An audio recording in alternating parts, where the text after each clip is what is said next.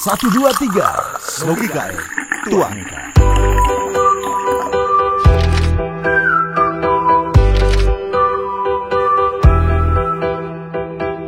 Oke, selamat sore para Romo Millennials, kakek Romo dan teman-teman semuanya. Selamat sore. Selamat sore semua. Sore Rom Benny. Buenos dias Padre Pedro di Salamanca, Spanyol, dan buongiorno Padre Denol di Italia. Enak. Berat. Ada sapa nih berat. Oke. Selamat sore. Buenos dias. Sloki KE. Indonesia Barat juga waktu Oke. berbeda tuh. Satu jamku. Oh. Salam jumpa dan salam sehat untuk kita sekalian. Nice to meet you again di Zoom meeting kita kali ini. Kiranya pandemi ini tetap membuat kita semangat, segar, dan tentunya sehat jasmani dan rohani. Sebelum memulai obrolan virtual kita kali ini, baiklah kita membukanya dengan doa. Marilah kita berdoa dalam nama Bapa dan Putra dan Roh Kudus. Amin. Allah Bapa dalam surga, puji syukur kami aturkan kehadirat-Mu atas berkat dan kasih karunia-Mu yang boleh kami nikmati hingga hari ini. Terima kasih atas perlindungan-Mu sehingga pada sore hari ini kami semua Kau perkenankan untuk mengikuti kegiatan diskusi virtual ini. Kami mohon padamu ya Tuhan agar Engkau sudi mengutus Roh Kudus-Mu ke atas kami, agar obrolan kami, pergumulan kami pada kesempatan ini bermakna dan menghasilkan gebrakan baru, terutama di masa pandemi ini. Demi Kristus Tuhan dan pengantara kami, Amin. Putra dan Roh Kudus. Amin. Oke, baik para Romo sekalian.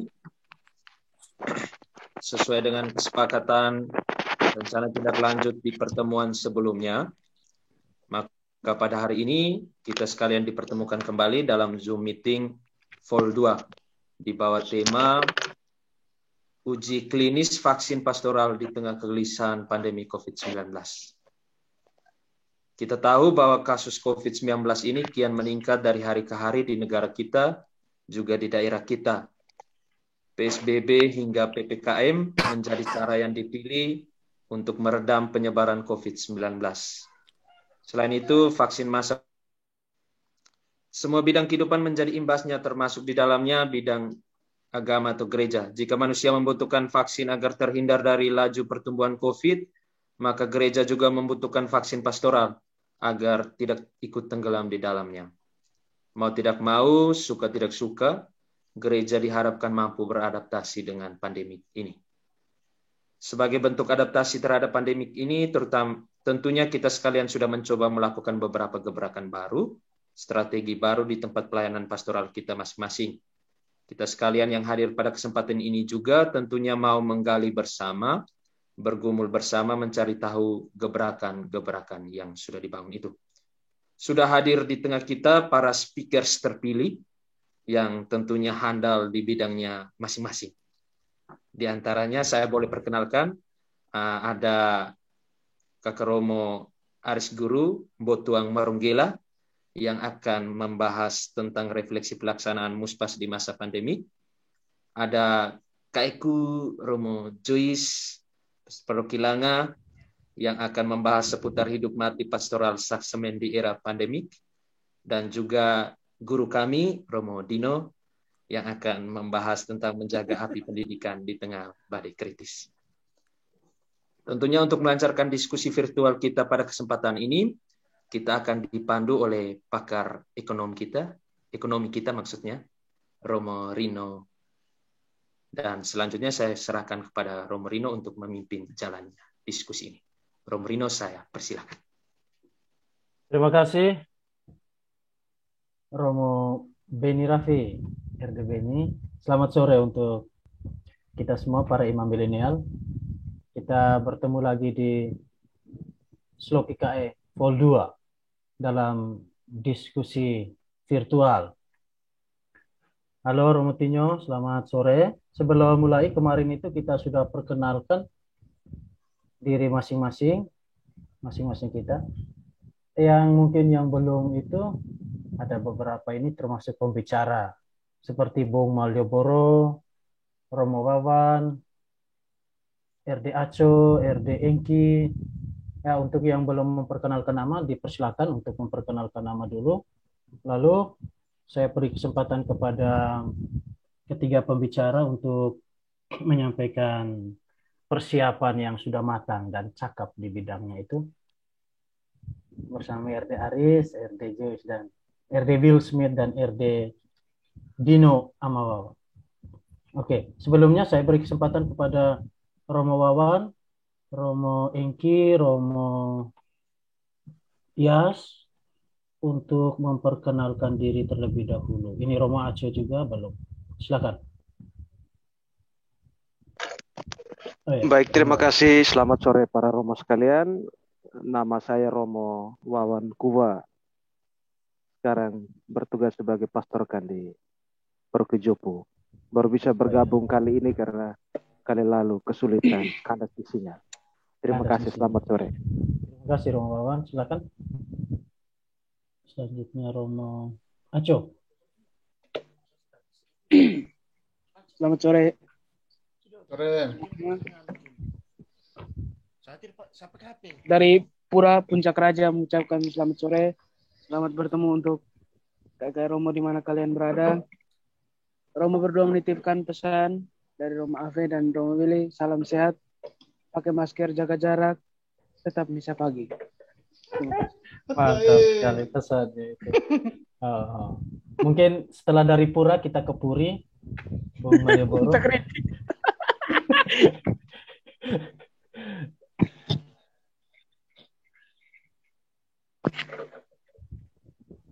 Malioboro tidak. Oh, Bung Malioboro suara belum masuk.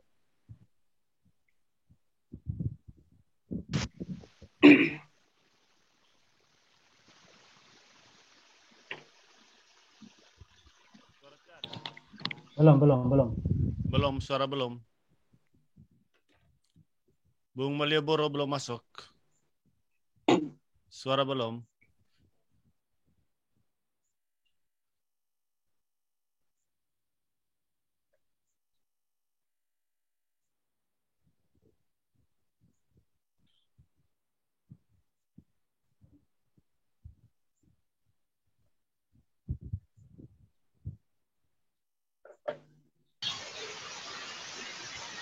Oke, kita lanjut ke RD Engki, silakan.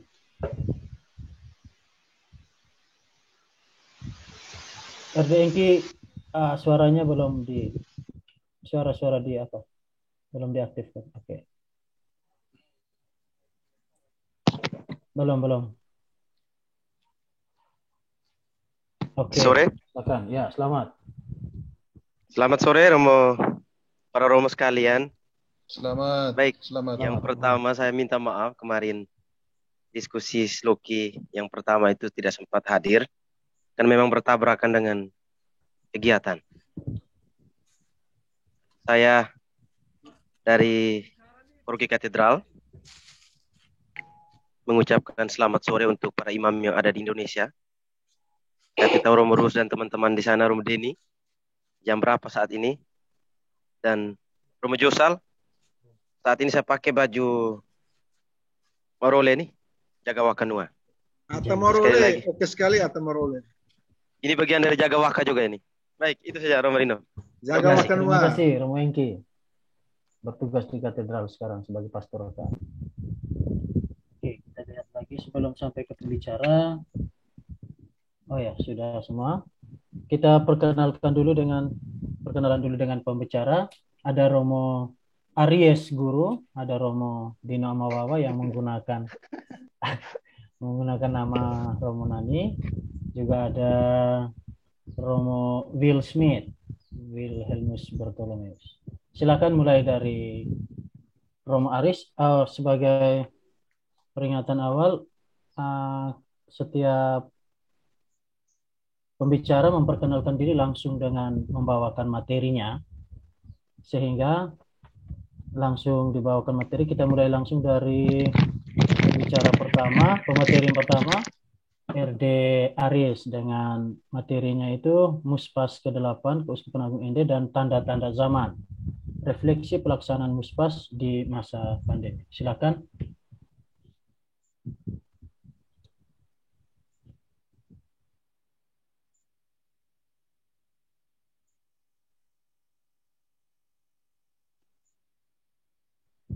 Baik, selamat sore semua.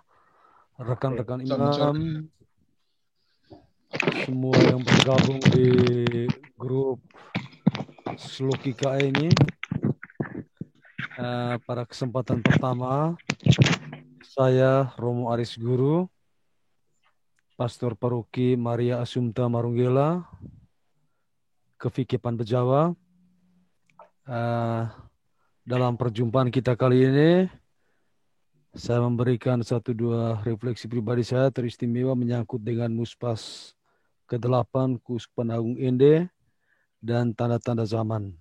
Refleksi pelaksanaan Muspas di tengah pandemi COVID-19.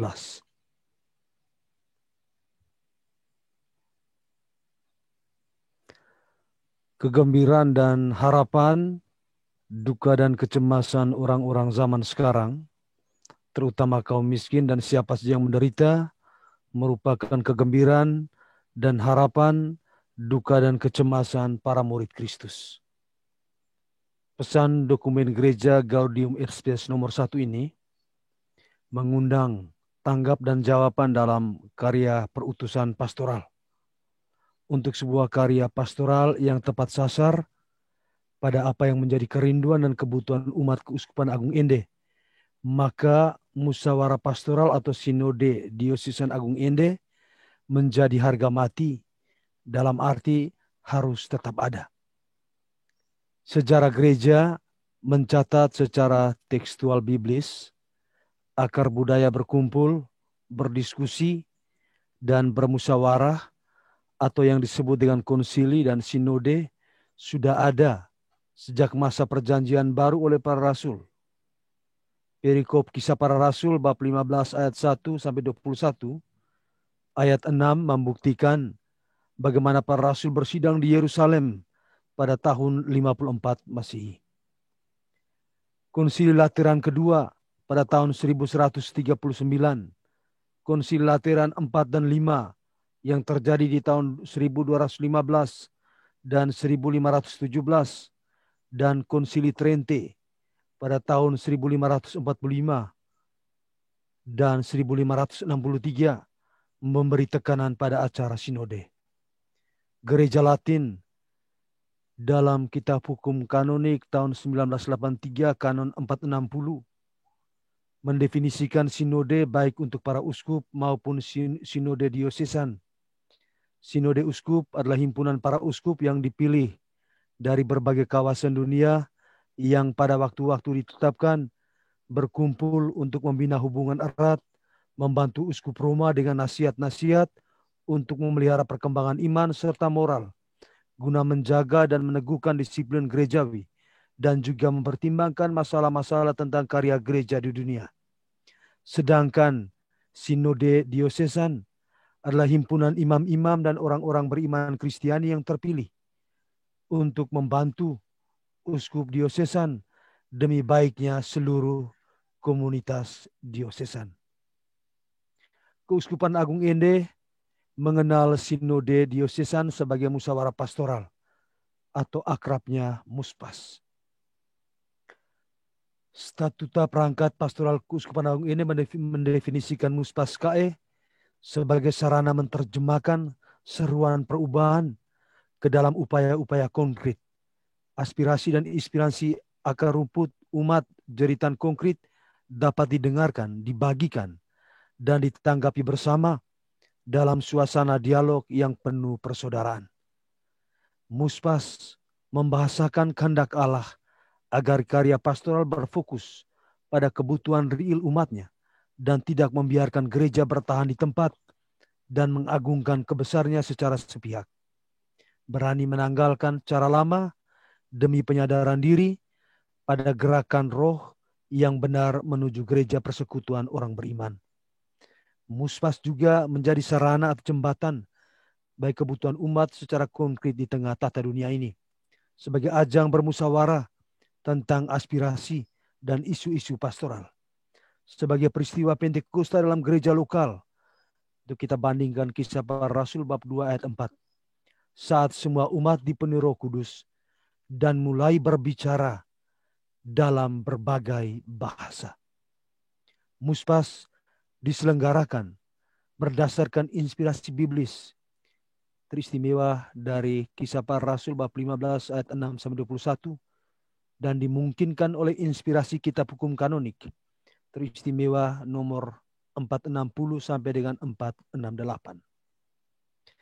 Musyawarah pastoral adalah sarana serentak jalan bagi para fungsionaris pastoral tertabis bersama umat untuk selalu berjalan dan berpikir bersama, menentukan arah dasar, visi misi, dan merumuskan cara pikir dan tindak dalam rencana strategis untuk membangun kerajaan Allah di wilayah episkopalis Keuskupan Agung Ende. Kolaborasi dan sinergi menjawab tentang apa yang harus kita bangun, apa yang harus kita buat sambil membangun jejaring dengan berbagai pihak yang berkehendak baik. Diperlukan demi membangun Gereja Keuskupan Agung Ende dalam mewujudkan visi terwujudnya Gereja Keuskupan Agung Ende sebagai persekutuan komunitas umat basis yang injili, mandiri, solider, dan misioner. Sudah ada 7 muspas Keuskupan Agung Ende yang terselenggara dalam catatan sejarah Keuskupan Agung Ende.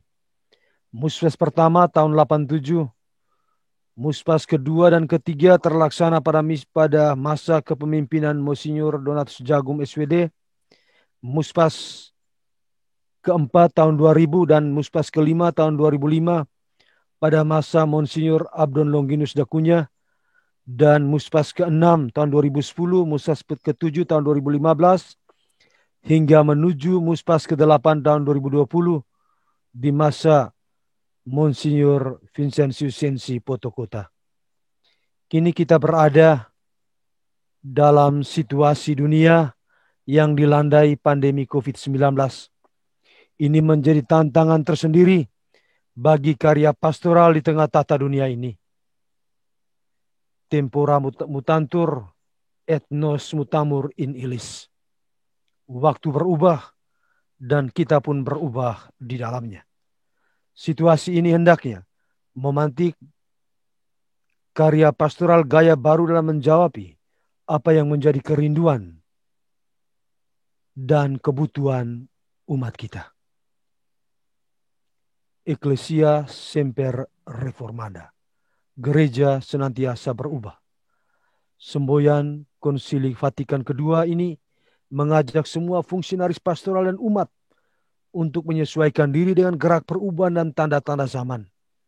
Bila dipahami bahwa gereja adalah komunio, maka berhadapan dengan pandemik sebagai tanda zaman dan aneka geliat lockdown, PPKM, dan varian pembatasan lainnya yang tentu bertentangan dengan persekutuan secara fisik.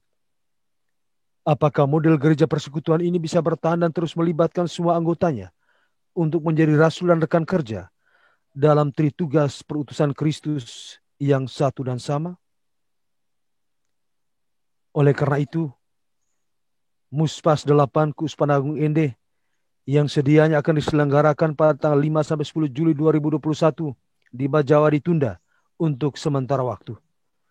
Untuk itu, apa yang harus kita buat untuk umat dan gereja Keuskupan Agung Ende di tengah situasi ini? Kita mesti melakukan sesuatu agar karya pastoral, pelayanan pastoral kita tidak mati membeku di tengah COVID-19 ini. Maka yang pertama, di tengah pemberlakuan pembatasan kegiatan masyarakat ini, kita mungkin bisa memulai muspas kita dari tingkat tim pastoral antar tetangga paroki atau yang bisa disebut TPAPT. Di tataran ini kita bisa membahas bersama segala kesuksesan keberhasilan yang menjadi kekuatan, api semangat baru dalam karya pastoral, serta segala sesuatu yang menjadi catatan untuk dibenahi, yang membutuhkan cara dan strategi baru untuk menjawab persoalan pastoralnya.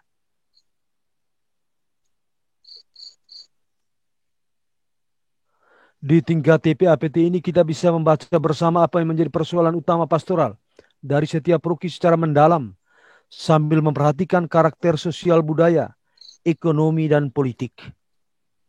Dari semua masalah pastoral yang ditemukan bersama ini bisa disimpulkan dan disampaikan kepada tim pastoral tingkat kevikepan untuk membaca kembali sambil mencari solusi, metode, strategi baru sebelum kita memprosesnya dalam musyawarah bersama tim pastoral dalam komisi di tingkat keuskupan.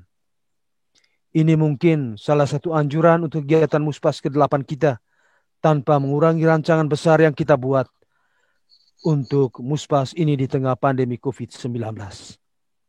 Hal yang kedua, di tengah situasi pandemi COVID-19 ini, juga kepada kita para imam dipanggil untuk tetap berada di rumah, tetap di pastoran, tetap di paroki. Stabilitas loci kita sangat dibutuhkan. Umat tetap butuh kehadiran kita para imam untuk berdoa dan merayakan Ekaristi dari altar gereja paroki kita masing-masing. Cintaku untuk rumahmu menghanguskan aku. Injil Yohanes bab 2 ayat 17. Umat kita tetap membutuhkan pelayanan sakramen teristimewa untuk orang sakit, baik itu perminyakan maupun komuni bekal suci, teristimewa bagi orang yang bukan sakit COVID. Dengan tetap tinggal di rumah, tetap tinggal di pastoran, di paroki kita masing-masing, kita pasti akan semakin mengenal lebih dalam dan juga mencintai umat kita dengan segala persoalan pastoral yang ada dan bersama dengan umat gembalaan kita. Hal yang ketiga, dalam situasi COVID-19 ini tentunya menimbulkan krisis teristimewa dalam bidang ekonomi, mulai dari tingkat keluarga hingga masyarakat luas. Kita gereja teristimewa paroki-paroki juga mengalaminya. Situasi ini menuntut kita para imam di setiap paroki juga harus berjuang dan usaha memanfaatkan segenap lahan tanah paroki untuk ketahanan pangan kita masing-masing. Kita harus jadi contoh untuk umat dalam melakukan segala sesuatu untuk mencintai opus manuale, kerja tangan. Jangan malu untuk kerja sawah, jangan malu untuk kerja kebun dengan tanaman hortikultura untuk kebutuhan-kebutuhan rumah tangga kita setiap hari. Bunga juga boleh, tetapi bisa dikurangi. Lalu hal yang keempat, di tengah pandemi COVID-19 ini kita para imam juga diminta untuk menjadi orang terdepan dalam mensosialisasikan, membangun pemahaman kepada umat tentang kewajiban taat prokes, taat protokol kesehatan. Jika untuk taat protokol kesehatan kita harus menjadi orang pertama, maka ketaatan kita juga kepada pimpinan gereja Keuskupan Agung Ende dalam hal ini kepada uskup kita mesti ada selalu. Taat kepada permintaan Bapak Uskup untuk pemberhentian kegiatan misa, ekaristi, teristimewa hari Minggu dan misa tematis lainnya, pemberhentian sementara pelayanan sakramen, teristimewa baptis, komuni pertama dan nikah. Mari kita jalani bersama dengan hati yang taat, dengan hati yang tulus. Kita harus tetap seia sekata dalam hal ketaatan untuk sebuah kebaikan bersama. Demi sebuah dan untuk terciptanya bonum comune. Saudara-saudara, rekan-rekan imam, seluruh anggota Slokika yang terkasih, ini mungkin beberapa catatan reflektif untuk Muspas dan juga karya pastoral kita di tengah pandemi ini. Kiranya semuanya ini berguna untuk kita atau memberikan sesuatu yang positif untuk kita dan karya kita. Terima kasih, salam sehat, salam Slokika, selamat sore. Tuhan beserta kita. Amin. Terima kasih Romo RD Aries, Romo Aris Guru yang sudah berbagi refleksi dengan kita seputar Muspas ke-8 dan tanda-tanda zaman. Refleksi pelaksanaan Muspas, pelayanan pastoral di masa pandemi. Kita lanjutkan dulu ke pemateri kedua, RD Wilhelmus Bartholomeus, dengan judul Pembangunan Rumah Tuhan, Hidup Mati Pastoral di Pastoral Sakramen di era pandemi. Kepada Romo Joyce diberikan kesempatan 15 menit. Dimulai dengan memperkenalkan diri terlebih dahulu. Selamat sore dulu kepada Romo Servas dan Romo Engkiloi yang baru bergabung bersama kita. Silakan Romo Joyce. Selamat sore untuk kita semua. Selamat. Saya Romo Joyce, kita sudah tahu tugas di Langa. Minta maaf sebelumnya saya tidak menyiapkan materi secara tertulis seperti Kak Aris.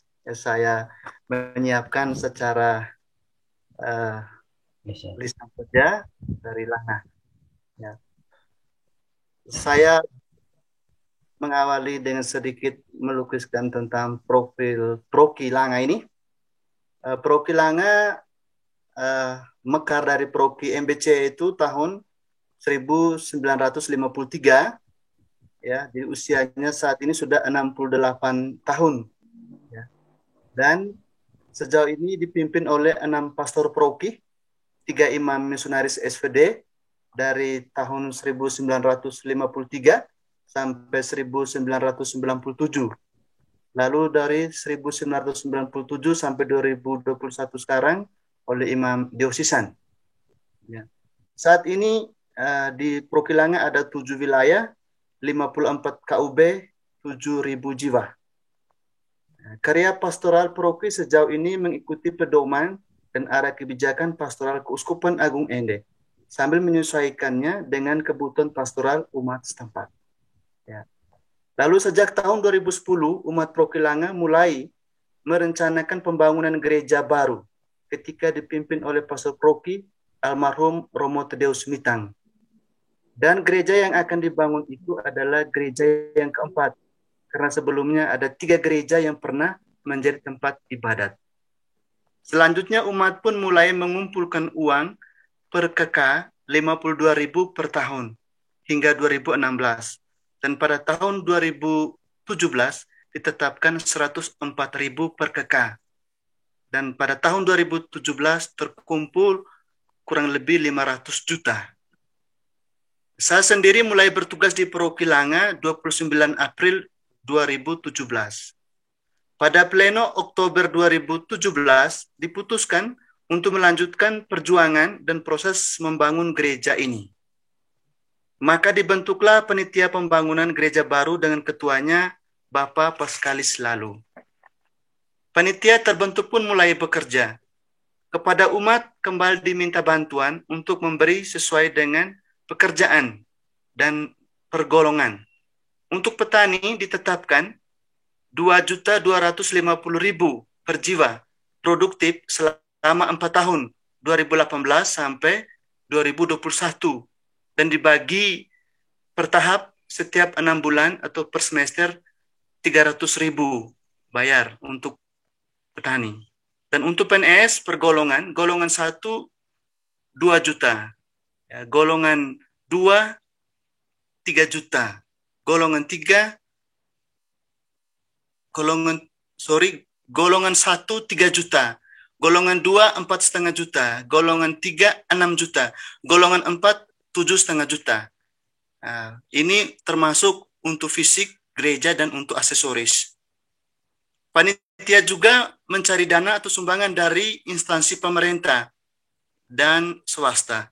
Bansos dari Kabupaten Ngada 2019 itu 1 miliar. Dari Pemda Provinsi NTT 150 juta. Serta instansi swasta dan perorangan. Dan dari dana desa 2018 itu masing-masing 500 juta per desa dalam bentuk material dari total 5 desa yang ada di Langa. Peletakan batu pertama pada 4 Juni 2018 oleh Romo Fike Bejawa Romo Daslan Muangkabu dan wakil dari umat serta tokoh masyarakat dan pemerintah sebanyak 12 orang. Sesuai inspirasi biblis, gereja ini dibangun di atas dasar para rasul yang berjumlah 12.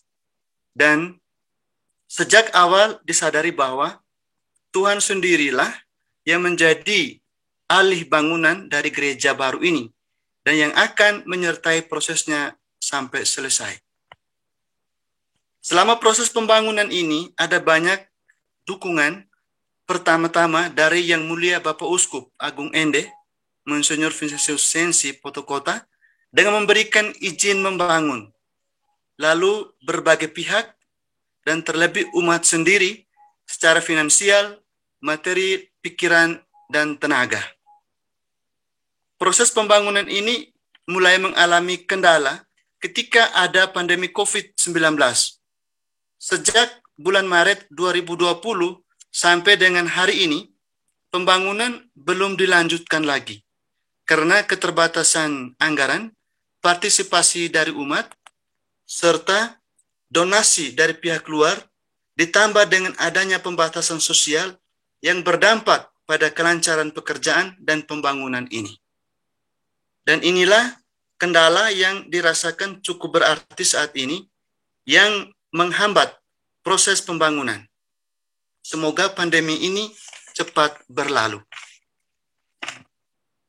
Adapun nilai-nilai positif yang saya temukan selama proses pembangunan ini, yakni ada kerjasama yang tinggi dalam panitia dan umat, tanggung jawab, komitmen, pengorbanan, transparansi dalam perencanaan, pengelolaan, dan pelaporan keuangan, kerja keras, disiplin, dan ketekunan berdoa. Mohon berkat dan penyelenggaraan ilahi dalam proses pembangunan ini. Harian ada teks doanya, setiap hari Minggu juga ada teks doanya yang didoakan bersama. Dan tentunya bahwa kami semua menyadari Tuhan sendirilah ahli bangunan ini, dan kita manusia atau umat hanyalah kaki tangan, mata, mulut atau telinga, dan alat di tangannya. Jika kita membangun bersama Dia, tidak perlu ada kekhawatiran dan kecemasan yang abadi. Setiap masalah pasti ada jalan, setiap badai pasti akan berlalu. Dan ketika kita menabur dengan air mata, kita pun akan menuainya dengan sorak-sorai. Dan segala sesuatu akan indah pada waktunya sesuai rencana dan kehendak Tuhan.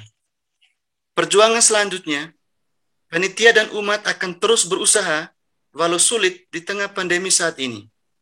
Prinsip yang kami miliki saat ini, kami tetap membangun walau pelan-pelan sesuai keadaan umat. Tidak mungkin mundur lagi atau no regore, orang Langa bilang. Dengan demikian, dengan keyakinan iman, Tuhan sendiri yang akan menambahkan apa yang kurang yang ada pada kami.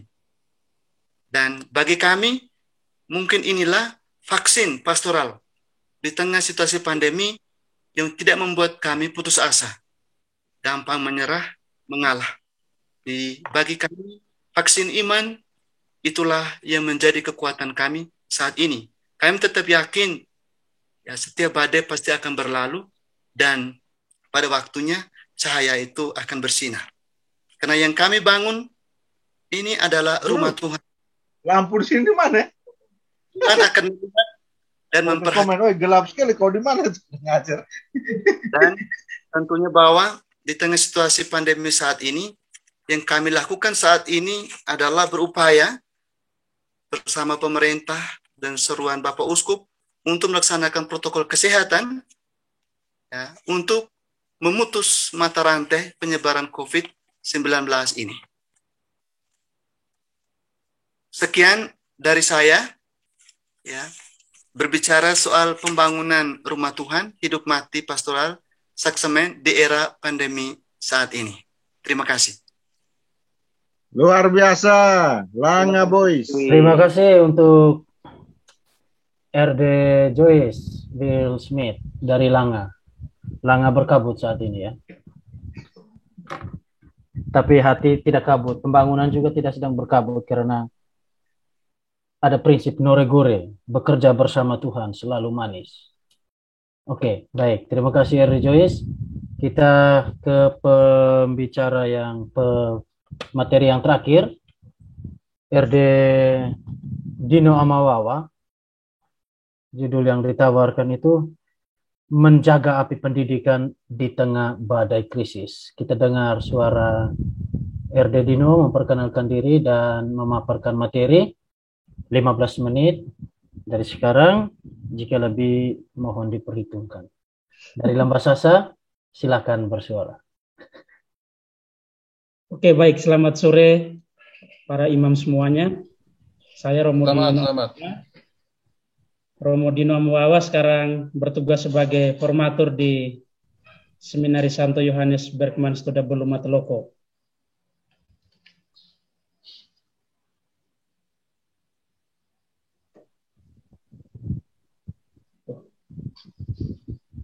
Rom Nani, Rom Dino. Ya, menggunakan. Wih, mantap sekali PowerPoint. Baik, saya luar biasa. Materi yang saya siapkan ini juga tidak terlalu banyak. Sedikit bercerita, sharing pengalaman tentang upaya perjuangan dari para formatur, para guru ketika menghadapi pandemi corona dengan terus berusaha melanjutkan pendidikan bagi para siswa yang saat ini berada di rumah.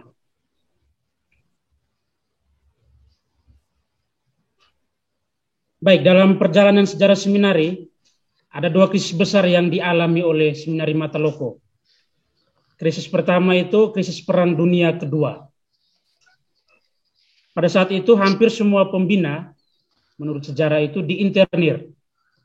Yang tersisa di seminari itu hanya satu orang saja, yaitu rektor seminari yang saat itu dinakodai oleh Pater Franz Cornelissen SVD. Tetapi hanya dengan satu pembina yang tersisa, seluruh proses pendidikan di seminari tetap berjalan, walaupun hanya dengan satu pembina yang tersisa. Di sana-sini mungkin harus dibuat banyak perubahan, tetapi seluruh proses pendidikan di seminari tetap berlangsung. Itu krisis yang pertama. Krisis yang kedua yang dialami oleh seminari dalam perjalanan waktu, itu terjadi pada saat pandemi COVID-19 ini. Situasinya terbalik. Kalau dulu hanya ada satu pembina di seminari, maka pada saat krisis yang kedua ini, hanya ada satu siswa yang tersisa di seminari. Dari tahun 2019 sampai 2021, hanya ada Pace Eman dari Papua yang bertahan sampai saat ini. Emmanuel Pitamini. Jadi hanya dia yang tersisa di komunitas seminari. Sementara para pembina semuanya lengkap. Sementara itu para siswa yang lain berada di rumah mereka masing-masing. Berbeda dengan krisis pertama, di mana proses pendidikan masih bisa terus berjalan, krisis yang kedua ini membuat seminari seakan tak berdaya. Seminari harus bekerja sama dengan orang tua dan para pastor paroki, pastor rekan, untuk bisa terus menjalankan pendidikan bagi para calon imam. Persis pada saat ini, seminari juga masih mengalami krisis yang kedua karena pandemi COVID-19. Menurut tahun kalender akademik, seminari sudah harus menjalankan membuka tahun pembelajaran akademik 2021-2022 sejak tanggal 19 Juli 2021 yang lalu. Hari Senin yang lalu, minggu lalu, pekan lalu. Seharusnya pada tanggal ini, seluruh seminari sudah berada di dalam komunitas ini untuk mulai menjalani pendidikan akademik dalam lingkungan sekolah dan pembinaan calon imam dalam lingkungan asrama. Akan tetapi aktivitas ini belum bisa terlaksana karena angka penyebaran COVID yang semakin meluas dan didukung dengan angka kematian COVID yang juga semakin tinggi di wilayah Ngada ini. Dalam surat keputusannya, Bupati Ngada mewajibkan seluruh peserta didik untuk tetap menjalankan aktivitas pembelajaran secara BDR, belajar dari rumah. Karena itu konsekuensinya, pola pembelajaran yang harus diterapkan oleh seminari masih menggunakan pembelajaran daring, pembelajaran online dengan menggunakan media GCL, Google Classroom. Itu masih tetap menjadi solusi yang dipakai oleh seminari saat ini. Sampai dengan sore ini, detik ini, para seminari masih berada di rumah mereka masing-masing. Akan tetapi dalam keseharian, para guru tetap diwajibkan untuk datang ke sekolah untuk melayani para siswa melalui pembelajaran daring. Karena itu walaupun para siswa di rumah, para guru pegawai tetap beraktivitas seperti biasa, melayani para siswa melalui pembelajaran daring. Yang berikut, sejak pandemi COVID-19 pada tahun 2019 yang lalu, seminari sudah menerapkan 3 model pembelajaran bagi para siswa. Model yang pertama itu pembelajaran tatap muka. Ini pembelajaran normal sebagaimana biasanya. Guru dan siswa sama-sama berada di sekolah, berada di ruangan kelas. Metode yang kedua itu pembelajaran daring atau pembelajaran online dengan menggunakan media GCL, Google Classroom. Guru berada di sekolah, sementara siswa berada di rumah mereka masing-masing. Metode yang ketiga pembelajaran luring, luar jaringan. Itu siswa berada di seminari, sementara para guru berada di rumah mereka masing-masing. Materi pembelajaran dan penugasan pembelajaran disiapkan oleh para guru dari rumah, sementara para siswa belajar dan mengerjakan tugas di seminari dalam pendampingan dan pengawasan para romo dan frater. Ini terjadi waktu peristiwa duka kemarin ketika almarhum Romo Beni meninggal. Saat itu para guru terpaksa harus dirumahkan untuk mengurangi laju penyebaran virus COVID-19. Sementara para siswa sudah berada di seminari, karena itu dipakai model ini, model luring. Para guru tetap memberikan materi pembelajaran dan penugasan dari rumah, sementara para siswa itu mengerjakan tugas dari seminari.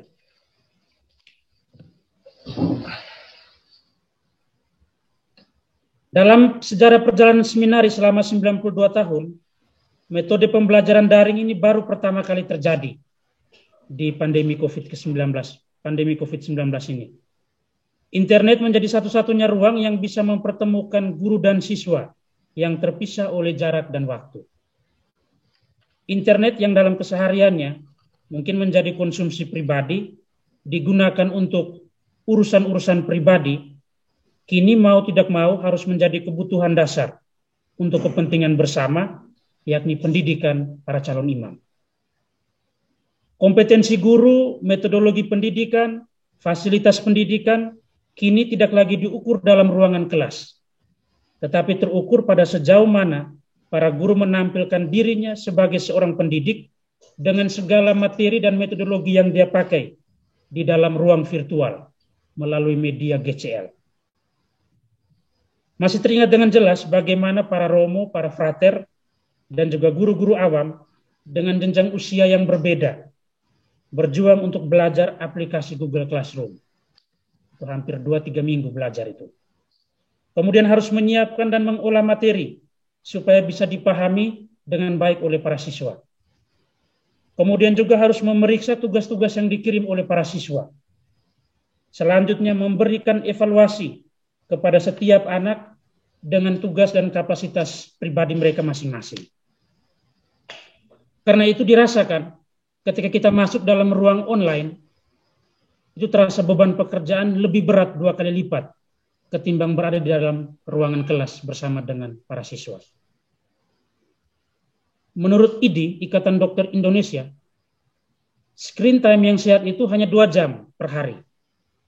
Tetapi selama masa pandemi, selama pembelajaran online, para romo, frater, guru bisa berada 10 jam per hari di depan layar.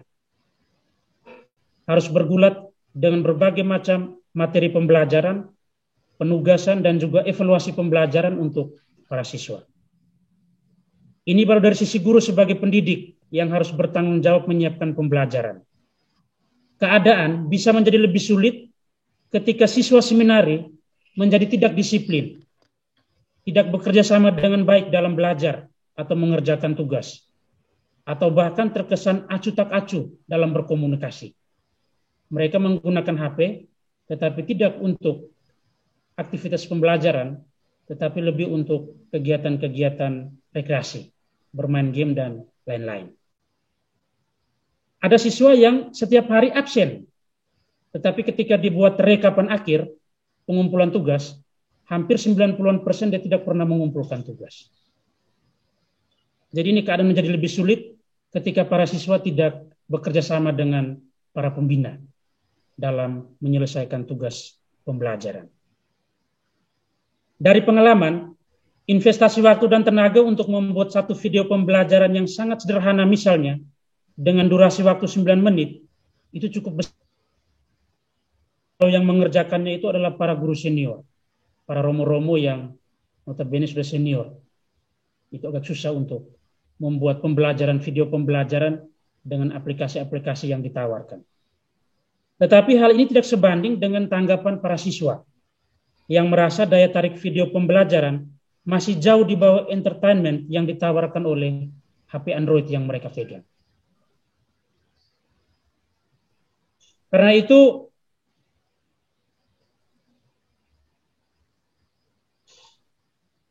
menghadapi persoalan yang muncul dalam pembelajaran daring, pembelajaran online, para romo, frater, dan guru menyadari bahwa seminari tidak bisa bekerja sendiri sebagaimana situasi normal.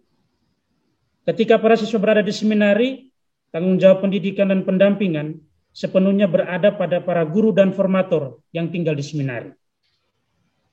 Karena itu muncul gagasan ide seminari diaspora. Para siswa yang saat ini berada di luar lingkungan seminari, berada di rumah mereka masing-masing, mereka menjadi tanggung jawab dari orang tua. Karena itu seminari harus membangun kolaborasi dan kerjasama, tidak saja dengan orang tua siswa, tetapi juga dengan para pastor paroki asal seminaris. Para formator dan guru membuat keputusan agar para seminaris harus tinggal dan ada bersama dengan para pastor paroki, tempat asal mereka masing-masing. Hal ini dibuat supaya orang tua dan para pastor paroki bisa ikut ambil bagian membantu seminari dalam menjaga spirit pendidikan dan pendampingan para seminaris selama berada di luar lingkungan seminari. Tentu ini menjadi pekerjaan tambahan bagi para pastor paroki dengan berbagai kesibukan pastoral yang juga sangat padat. Akan tetapi ini seminari rasakan sebagai satu-satunya harapan terakhir yang bisa diandalkan oleh seminari agar semangat hidup para seminaris tetap terawat secara baik. 5S yang menjadi spirit dasar kependidikan seminari harus dihayati para siswa di rumah mereka masing-masing. Persoalannya, orang tua yang mendampingi para siswa tidak terlalu mengenal dan paham spirit kependidikan calon imam. Butuh pihak yang bisa menjadi jembatan antara lembaga seminari dan orang tua. Jembatan ini harus mengenal baik, bahkan mengalami spirit kependidikan para calon imam itu. Itulah peran yang dipercayakan kepada para pastor, paroki dan pastorekan di paroki asal seminaris. Besar harapan seminari agar semangat 5S yang menjadi roh nafas kehidupan seminaris tetap hidup dalam pendampingan para pastor paroki. Kalau di seminari, para seminaris mengalami pendampingan para romo dan frater dalam konteks pendidikan, gembala pendidikan, maka saat para seminaris berada di paroki, mereka juga diperkaya dengan mendapat sentuhan pendampingan para romo dan frater dalam konteks pelayan pastoral, gembala pastoral. Tentunya ini akan sangat memperkaya para seminaris selama mereka berada di luar seminari. Dan rupanya harapan baik ini mendapat tanggapan yang sangat positif dari para romo tempat para seminaris berasal. Akhirnya diadakanlah pertemuan gabungan bersama dengan para seminaris, orang tua seminaris, dan juga para pastor paroki untuk membicarakan segala hal terkait proses pembelajaran dan pendampingan para seminaris selama mereka berada di luar seminari. Ini terjadi pada tahun lalu. Para romo guru yang tergabung dalam tim turun ke titik-titik pertemuan yang sudah disiapkan oleh para pastor paroki di wilayah paroki masing-masing. Para romo, mungkin ini 1-2 sharing singkat kecil terkait dengan upaya dan perjuangan dari para romo, frater, guru untuk tetap mempertahankan proses pendidikan yang harus terus berjalan walaupun pandemi COVID-19 ini juga tetap berjalan.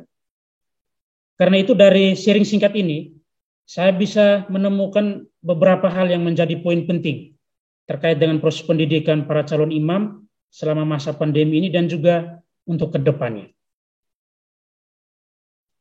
Yang pertama, perlu adanya rasa memiliki seminari sebagai sebuah lembaga pendidikan calon imam, baik dari para formator, guru pegawai, orang tua, dan juga para pastor paroki.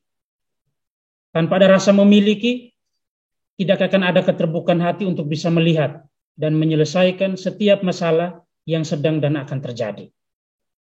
Bersyukur bahwa sampai saat ini seminari tetap berjalan, proses pendidikan tetap berjalan dalam lembaga pendidikan ini. Dan sampai saat ini, seminari juga kadang-kadang merasa tidak mempunyai kekuatan untuk bisa mandiri. Persis disinilah persoalan besar yang dialami seminari, yakni kurang optimalnya kemandirian seminari dalam menghayati visi misi kependidikannya. Poin yang kedua, belajar itu adalah sebuah proses yang tidak akan selesai selama hidup. Situasi yang selalu berubah, persoalan yang selalu muncul, menjadi kesempatan untuk bisa belajar dan berkolaborasi. Para imam senior di seminari ini sudah menunjukkan itu. Walaupun sudah senior, sudah tua, tapi mereka terus belajar menyesuaikan diri dengan pembelajaran daring, pembelajaran online. Yang ketiga, sangat dibutuhkan sekarang itu kerja jejaring. Seminari tidak bisa lagi menjadi lembaga yang bisa melakukan segalanya tanpa keterlibatan para pihak di luar seminari. Misalnya para pastor paroki dan pastor rekan, tempat seminaris berasal. Mau tidak mau, sekarang seminari harus bergandengan tangan.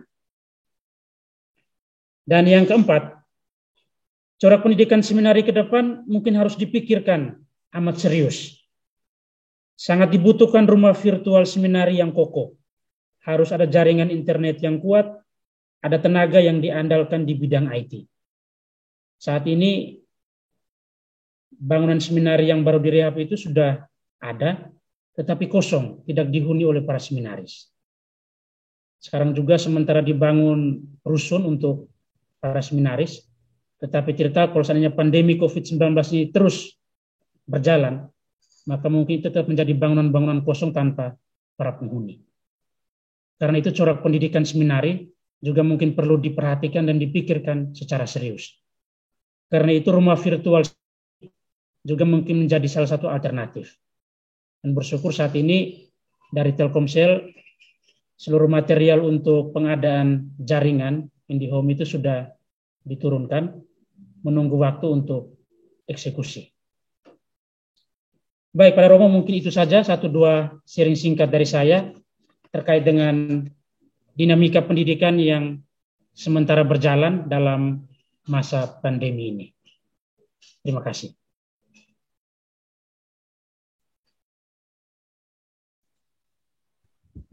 Terima kasih RD Dina Omawawa, berjuang untuk menjaga api pendidikan, spirit pendidikan di masa pandemi, dengan berbagai macam cara yang sudah ditawarkan tadi, dari pengalaman refleksi di Lembah Sasak Seminari Mataloko. Saya kira kita masih cukup segar ingatan dengan 5S yang tadi coba diingatkan kembali oleh Romo Dino. Tapi hal yang menarik adalah peringatan dari Ikatan Dokter Indonesia bahwa di hadapan internet itu harus 2 jam, tidak boleh lebih. Karena nanti akan berpengaruh. Mungkin itu juga akan menjadi perhatian untuk kita bersama, dimanapun kita berada. Selain bahwa para guru, para formator, juga kita sekalian yang berada di sekitar internet tersebut.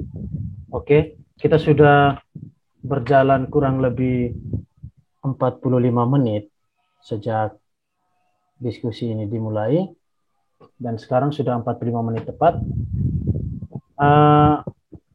Pembicara sudah menyampaikan, dimulai dari RD Aris tadi, membuka kita dengan tempora mutantur etnos mutamur in illis, waktu berubah dan kita berubah di dalamnya, melihat prospek pelayanan pastoral di tengah pandemi, lalu kemudian sedikit memberikan refleksi pertanyaan kepada kita, model Muspas ke-8 Kusipon Agung Hende yang apa yang bisa kita tawarkan dari Slokika ini untuk model Muspas yang terbaik ketika pandemi ini, karena sudah tertunda kemarin yang seharusnya berjalan pada bulan Juli, awal Juli kemarin.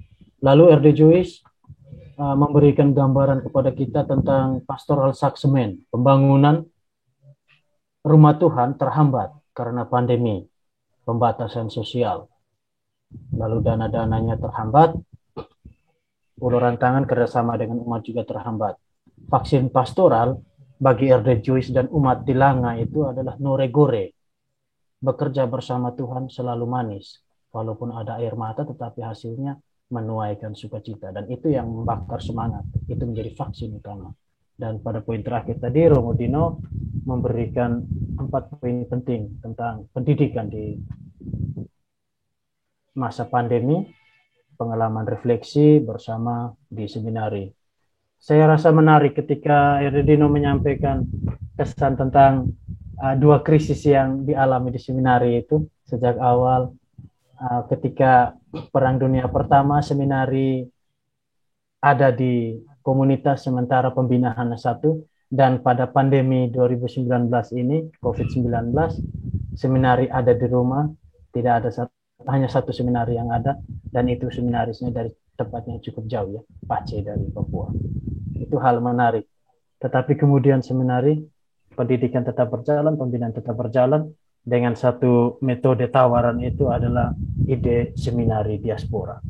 Saya kira kita punya banyak pendapat, gagasan yang bisa dibagikan bersama. Kalau ada pertanyaan yang mau disampaikan, informasi tambahan, diskusi yang mau diangkat dari 3 pemateri yang sudah coba memancing kita dengan refleksi-refleksi pastoral mereka, saya beri kesempatan untuk saat ini kita berdiskusi bersama. Silakan, feel free untuk berbicara, menyampaikan pendapat di ruang diskusi virtual Sloki KF Vol 2 ini. Silakan. Baik, siapa yang memulai pertama diberikan kesempatan. Sebelum itu saya perlu menyapa juga Romo Sirvas. Romo Sirvas tadi belum memperkenalkan diri. Dengan Bung Malioboro tadi ada gangguan jaringannya. Mungkin bisa mulai dengan Romo Sirvas dulu. Romo Renal. Renal. Ada Romo Renal juga. Oke, selamat sore, Kakak Romo Renal. Nah, baik. Romo Sirvas bisa bersuara sedikit dari Ma'unur. Silakan. Selamat sore untuk teman-teman imam semuanya. Selamat sore. Dengar suara saya? Selamat sore. Ya, selamat sore. Salam. Ya. Putra Puncak, Pedro, selamat sore. Ya. Baik, terima kasih untuk teman-teman bertiga. Bung Aris dari Marunggela, adik Joyce dari Langa, dan saudara saya Dino dari Seminari. Terima kasih untuk sharing-sharing selama PPKM ini. Satu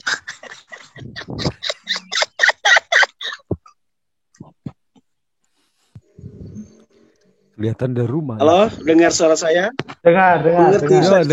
Kocak. Oke. Baik, terima kasih untuk Dino. Luar biasa sharingmu, sangat berkesan tentang situasi pendampingan terhadap siswa-siswa kita di seminari. Dan memang kita amat rasakan suasana atau pendampingan kita di paroki. Pada tahap pertama yang lalu kita sangat, yang ide diaspora itu juga saya rasa muncul dari sini juga. Kami bentuk tim pendampingan dengan time schedule kurang lebih seperti seminari, anak-anak seminari diasramakan. Dan memang saat itu situasi virus belum terlalu seganas yang sekarang. Dan sekarang saya mau kumpulkan lagi, kami mulai pikir-pikir. Baik dari sharing-sharing tadi, mungkin dari pembina juga terjun sebagaimana dalam periode 1, di mana kumpulkan orang tua, lalu memberikan pemahaman terhadap orang tua, bagaimana supaya sikapi secara paroki.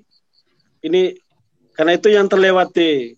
Kalau periode 1 lalu, seminari sebagaimana di-sharingkan Romo Dino, seminari ke paroki-paroki kumpulkan berbicara pengertian, memberikan pemahaman.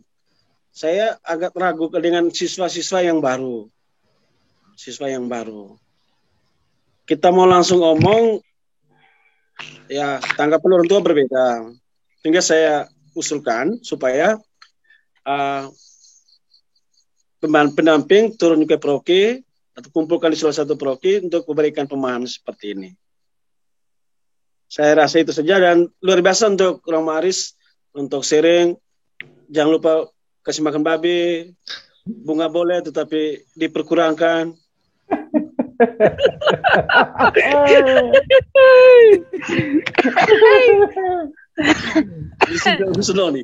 Baik, itu saja. Selamat sore. Terima kasih banyak. Terima kasih Romo Servat dari Pak Onori.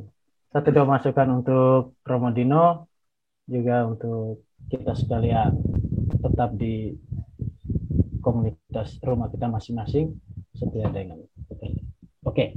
Mungkin ada hal-hal lain yang mau disampaikan dari Romo Yas tadi sudah bersuara ya.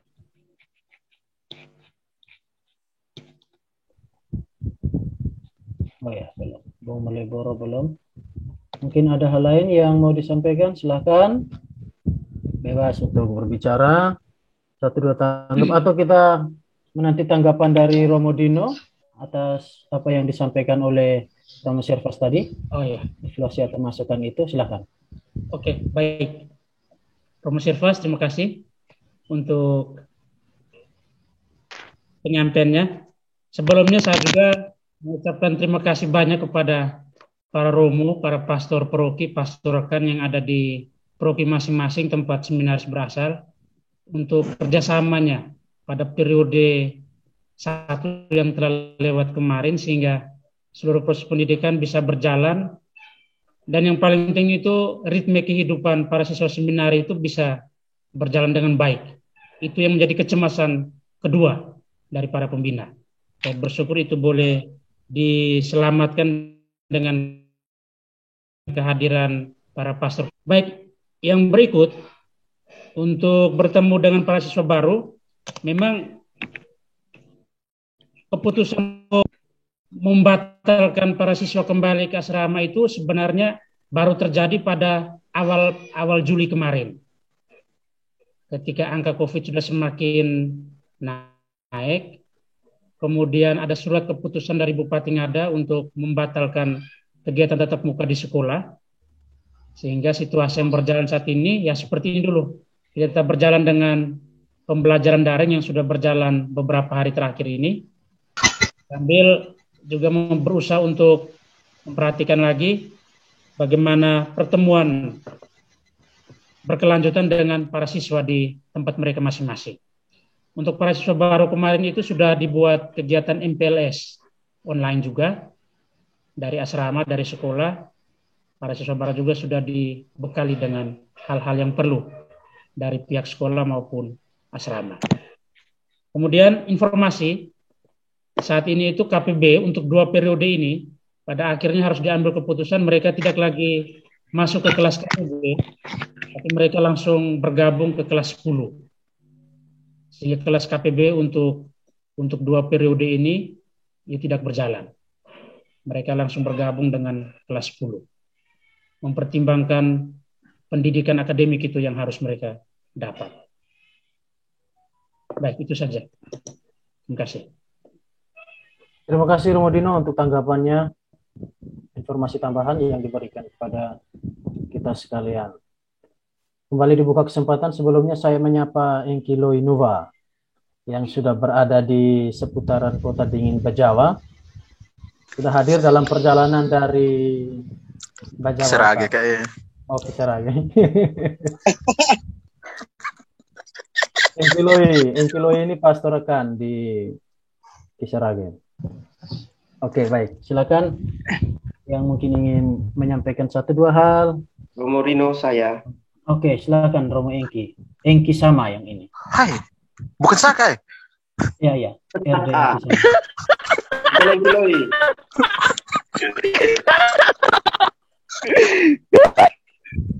Hengki, yang satu tuh Hengki. Oh, yang satu Hengki. Silakan Romo. Baik, terima kasih Romo Rino, selaku moderator kita dalam diskusi virtual ini.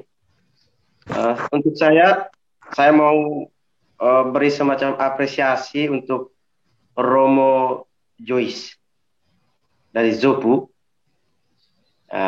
tentang bagaimana perjuangan Romo Joyce. Ini juga bagian dari vaksin pastoral. Pola pendekatan yang dibangun dengan umat sekalian, juga perhatian dari para pemerintah. Pemerintah merasa perlu bekerja sama dengan pihak gereja, sehingga kalau kita dengar tadi sumbangan yang diberikan untuk gereja itu, secara khusus di Langa, dari Bupati, dari Pemda Ngada, itu angka yang sangat luar biasa, 1 miliar. Lalu kemudian selain dari Pemda, juga desa-desa, wilayah terdekat yang ada dalam lingkup paroki itu, mungkin ini pola pendekatan, dan ini juga menjadi semacam contoh untuk kami para pastor yang ada di wilayah Ende ini. Ya, untuk kita orang muda, mungkin kita perlu belajar. Mungkin selama ini kita sebagai pastor, kita terlalu menjaga jarak dengan para politisi. Awalnya kita dorong mereka, lalu kemudian mereka duduk sebagai seorang anggota dewan, atau sebagai camat, atau sebagai bupati. Lalu kemudian ketika mereka mulai berkarya sebagai seorang pemimpin, sebagai seorang politisi, kita mulai ambil jarak. Saya mengatakan saya mengapresiasi untuk para pastor muda, secara khusus yang ada di wilayah Kefikipan Bejawa, ini kayak saya Joyce. Mungkin ini kayak punya perjuangan, kayak punya semangat, lalu mendengarkan juga banyak konsultasi, juga situasi memungkinkan, sangat mendukung, sehingga proses pembangunan dalam kaitan dengan pembangunan gereja, ya, ini saya katakan di wilayah Kefikipan Bejawa itu pemerintah betul punya perhatian. Baik, terima kasih. Saya kembalikan. Terima kasih RDNK untuk refleksi, evaluasi, catatan kritis yang diberikan sehubungan dengan semangat memberi. Ya, saya kira di pandemi seperti ini ada anjuran banyak tentang PPKM, jaga jarak. Sebaiknya kita mengawasi diri untuk tidak menjaga jarak dalam pelayanan pastoral kita. Ya, jika ada hal-hal lain yang mau disampaikan, silakan. Ada tanggapan atau diskusi yang mau diangkat? Mohon izin, moderator. Oh iya, silakan. Romo Sarce. Pertanyaan saya untuk Romo Dino, tadi untuk sharing pembelajaran dan pendampingan para seminaris. Ada 3 model yang sudah diterapkan seminari tadi, ya. Yang pertama, anak-anak di rumah, tatap muka normal. Yang kedua itu anak-anak di asrama, guru-guru di rumah, guru-guru di asrama, guru-guru di sekolah. Aduh, jadi pusing ya. Pokoknya 3 tadi itu tuh. Dari hasil pengalaman sejauh ini, mengingat kondisi pandemi masih terus berlangsung, kira-kira yang lebih efektif itu yang model macam mana? Apakah anak-anak tetap dalam seminari kemudian guru-guru di luar, artinya di rumah mereka masing-masing, ataukah guru-guru di seminari dan anak-anak di luar? Sejauh pengalaman penerapan yang telah dilakukan seminari beberapa waktu yang lalu, mungkin sampai yang saat ini. Terima kasih. Ya, silakan RD Dino. Masih unmute. Masih mute itu. Di unmute kan dulu. Oke. Terima kasih Romo Sarce. Baik, pembelajaran yang paling ideal itu kalau mau dikatakan itu pembelajaran tatap muka. Tapi sejauh pandemi COVID ini masih terus berlangsung, maka mau tidak mau kita tetap menggunakan pembelajaran daring. Pembelajaran daring, anak di rumah, guru di sekolah. Nah, kalaupun anak-anak harus kembali ke asrama, itu berarti kita harus tetap bekerja sama dengan Satgas supaya prokes waktu saat masuk itu betul-betul berjalan. Sementara yang tadi, kalau seandainya guru di rumah dan siswa di seminari, itu mungkin lebih baik juga, lebih baik ketimbang anak di rumah dan guru di sekolah. Hanya persoalannya itu menjadi kerja tambahan untuk para romo dan frater, karena 1 kali 24 jam itu harus mengurus para siswa. Pengalaman kemarin itu ketika para guru di rumah dan siswa di sekolah, itu memang kerja yang betul-betul ekstra dari kami yang ada di seminari ini. Imam itu ada 9, tambah dengan para frater saat ini 6, 15. 15 itu harus mendampingi, ada beberapa belasan kelas, dari jam 7 pagi sampai dengan jam 1 siang, itu di sekolah. Setelah itu dilanjutkan lagi dengan aktivitas di asrama. Sementara diupayakan komunikasi dengan Pemda Ngada dan Satgas di Bajawa, supaya situasi kalau seandainya angka COVID ini sudah semakin menurun, kita usahakan supaya anak-anak masuk ke dalam asrama. Masuk ke dalam asrama tentunya dengan pemberlakuan prokes yang juga sangat ketat. Nah, kita bersyukur kemarin selama anak-anak berada di seminari itu tidak ada indikasi penyebaran COVID yang terjadi di kalangan para siswa sampai dengan mereka pulang. Itu yang satu hal yang patut disyukuri. Kita semua berjalan dalam keadaan yang sangat baik. Sehingga tadi kalau Romo Sarce bilang mana yang lebih baik, ya paling baik itu kalau seandainya para siswa kembali ke asrama dan para guru juga tetap berada di sekolah. Itu memang hal yang sementara diupayakan oleh para Romo di seminari dengan Pemda Ngada dan Satgas COVID. Itu saja, terima kasih. Terima kasih tanggapan balik Romo Dino sehubungan dengan pertanyaan model pendidikan pembinaan yang baik di seminari seperti apa. Saya kira ada banyak hal menarik ide yang akan disampaikan oleh peserta diskusi virtual ini. Oke. Izin bicara, Romo Dino. Silakan. Ya. Baik, terima kasih. Mungkin Herde Gusti sudah ancang-ancang ini. Ya, siap. Oke, baik, silakan. Oke, baik. Terima kasih kepada ketiga pembicara yang sudah memaparkan materi mereka masing-masing. Yang pertama, untuk Romo Aris, ya saya tangkap ada ide yang menarik, yaitu Muspas harus atau sebaiknya atau jika mungkin dibuat di masing-masing TPAPT dengan sistem ya bantuan IT seperti yang kita buat, ya, terkonsentrasi di sana, lalu kemudian bisa hasil diskusi itu bisa diteruskan ke tingkat kefikepan atau langsung ditanggap oleh komisi-komisi. Jadi saya kira ini ide menarik juga, apalagi di masa COVID ini kita butuh ya fleksibilitas yang tinggi ya, karena kita tidak tahu sampai kapan COVID ini berakhir, lalu kadang-kadang ya tren perkembangan itu kadang-kadang tidak pasti ya, dan itu butuh fleksibilitas.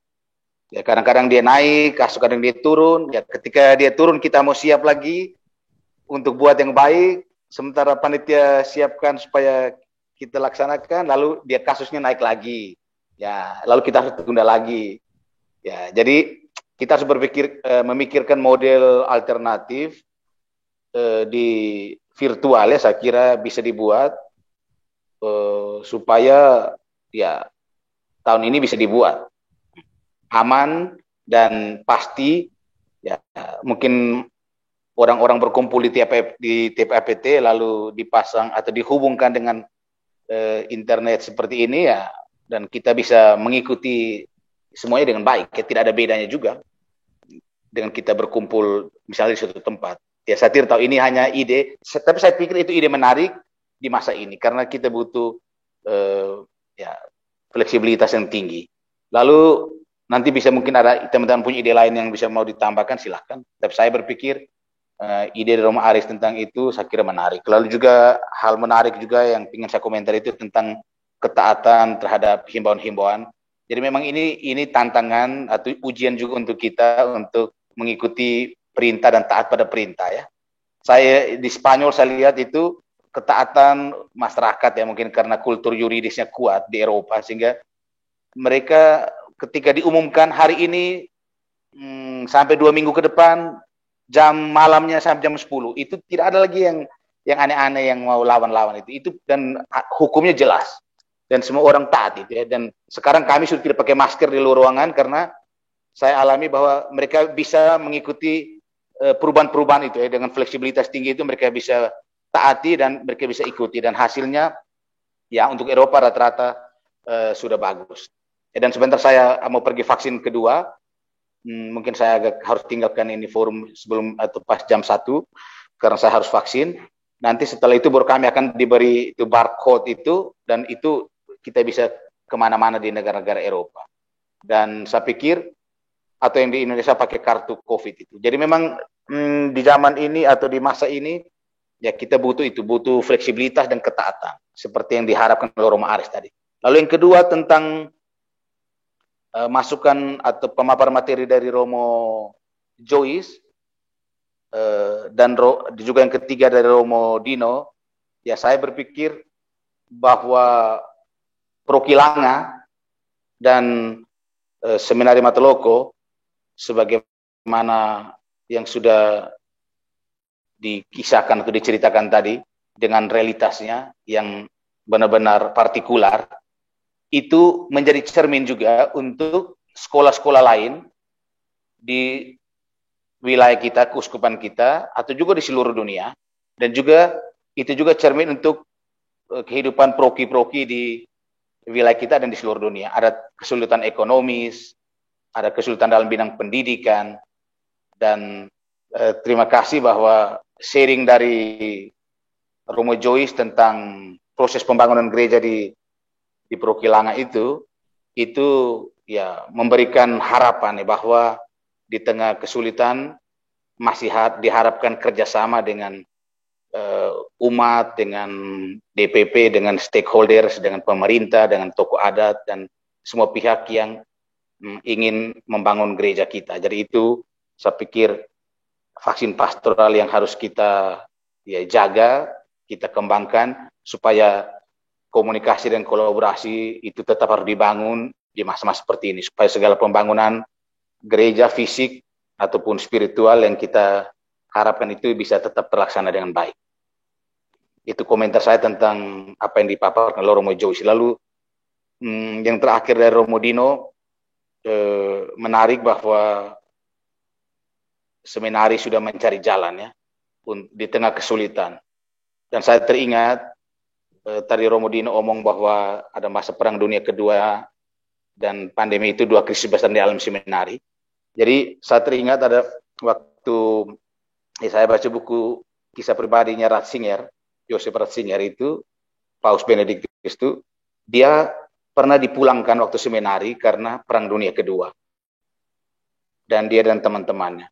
Dan ada yang pulang, ada yang sudah mati karena perang, ada yang apa. Tapi mereka tetap mensyukuri kehidupan.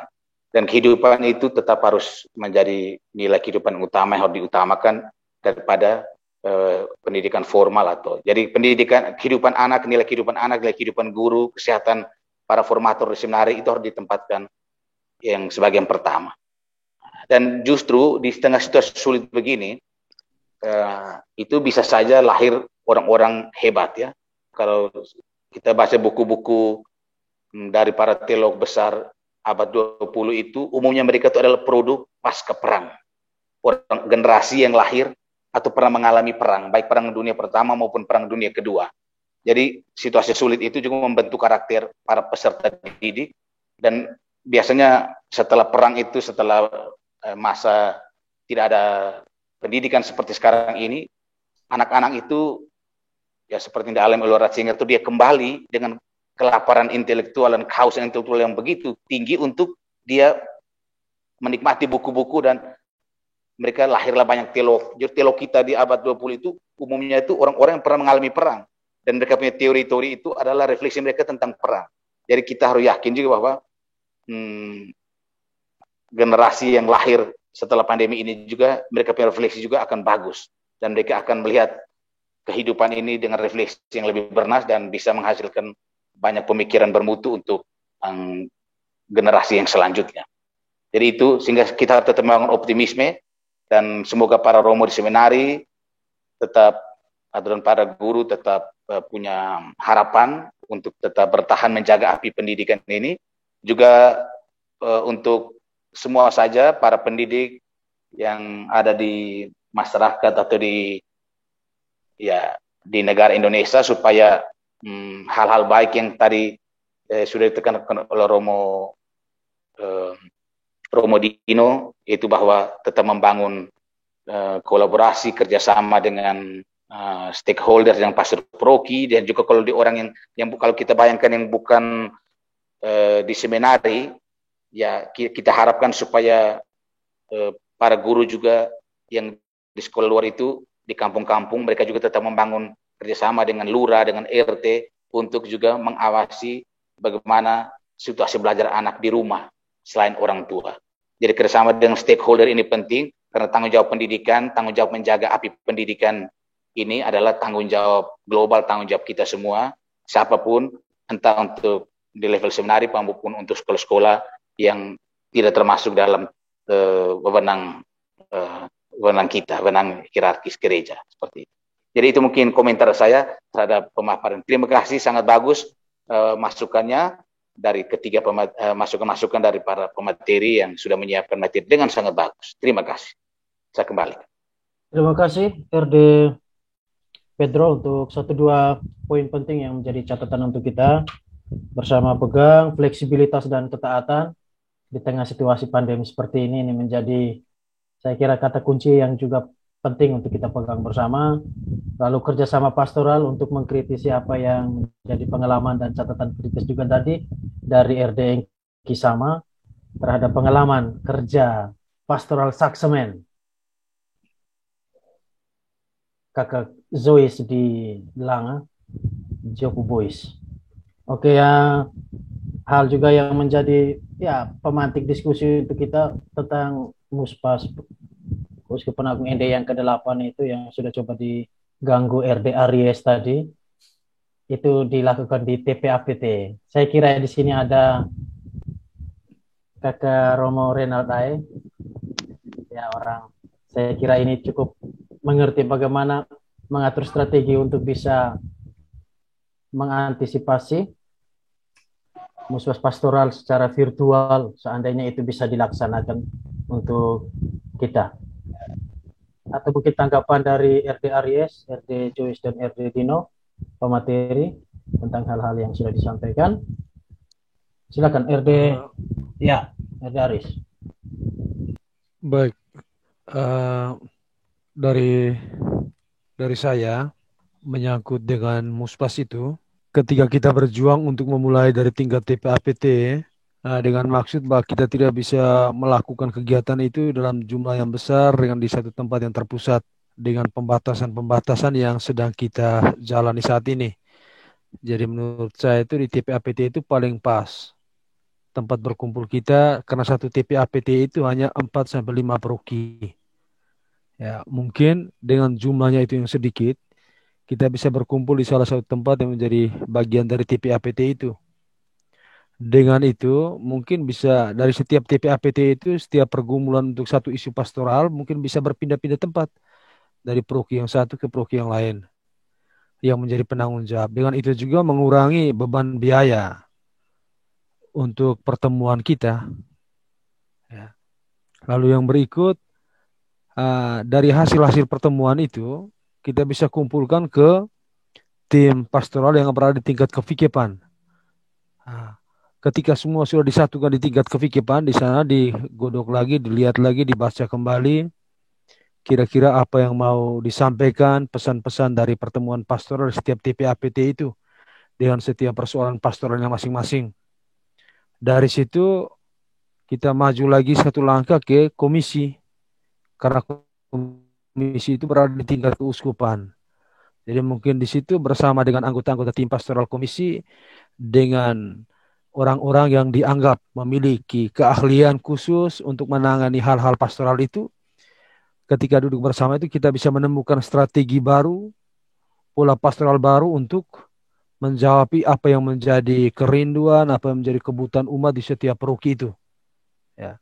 Tanpa melupakan apa yang menjadi karakter utama dari setiap wilayah. Kita bayangkan, misalnya kita berbicara tentang persoalan keluarga. Ketika itu kita tidak bisa lepas tuh aspek sosial budaya. Misalnya Bejawa dengan Riung saya sudah beda. Belum lagi dengan Nagikeo. Ya.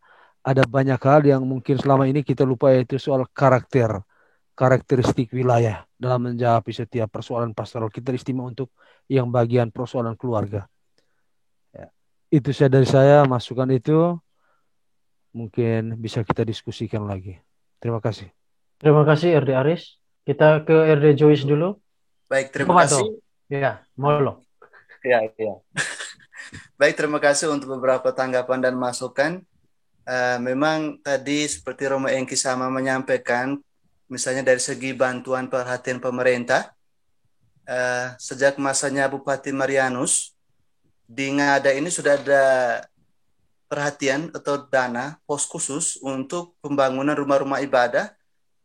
Sementara untuk di desa, saya perbaiki sedikit, tadi itu per desa itu 100 juta, sehingga totalnya 500 juta untuk 5 desa.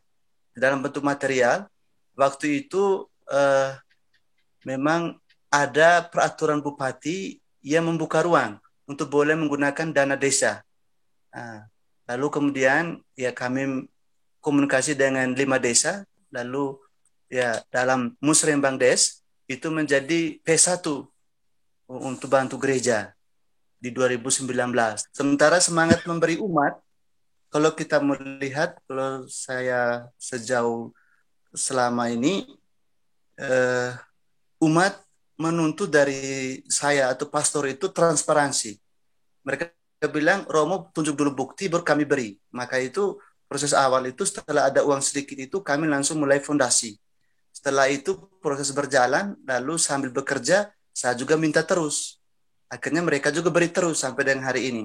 Nah sekarang dengan corona sedikit ada kendala, sulit ya, yaitu seperti kita tahu bersama. Saya punya keyakinan semua umat itu di mana saja mereka punya hati yang namanya untuk gereja. Yang mungkin ya refleksi juga untuk kita mungkin di proki-proki soal transparansi pengelolaan dan penggunaan keuangan. Mungkin mereka akan sangat kecewa misalnya uang untuk pembangunan lalu tiba-tiba salah digunakan untuk kepentingan lain sampai ada masalah-masalah sehingga mereka tidak mau beri lagi. Nah itu yang saya lihat. Tetapi kalau memang soal semangat memberi, ya kalau khusus di Langa memang secara ekonomi ya mereka punya sumber penghasilan, sumber pendapatan itu banyak ya. Dari kebun kopi, dari batu merah, dari tenun sarung, dari tukang, dari kerja serabutan, dari kebun yang lain-lain, hortikultura. Jadi siapa yang rajin ya pasti hidup baik. Maka kalau untuk memberi ya mereka tahu untuk bersyukur bahwa yang mereka peroleh itu semua dari Tuhan, rezeki-rezeki, sehingga ungkapan syukur ya gereja ini ya mereka semangat untuk membangun karena mereka tahu bahwa ini membangun rumah Tuhan, dan kalau mereka setia atau ikhlas memberi, rezeki untuk mereka juga ada. Ya, dari saya itu saja. Terima kasih. Terima kasih Kak Joyce. Terima kasih RD Joyce dan RD Aris untuk tanggapan yang diberikan. Saya kira juga dari Muara sedang membuat pembangunan. Pasti akan berkomentar untuk ini. Oke, baik. Salam jumpa. Pol 2, luar biasa ya. Baik, kami di Muara, ya ini dalam segala keterbatasan terus bergerak.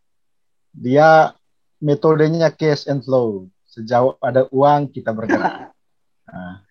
Baik, ini sudah lama keinginan umat memiliki gereja yang ya bisa menampung sekian banyak, lalu bisa nyaman. Selama ini memang ada tapi kapasitasnya kecil.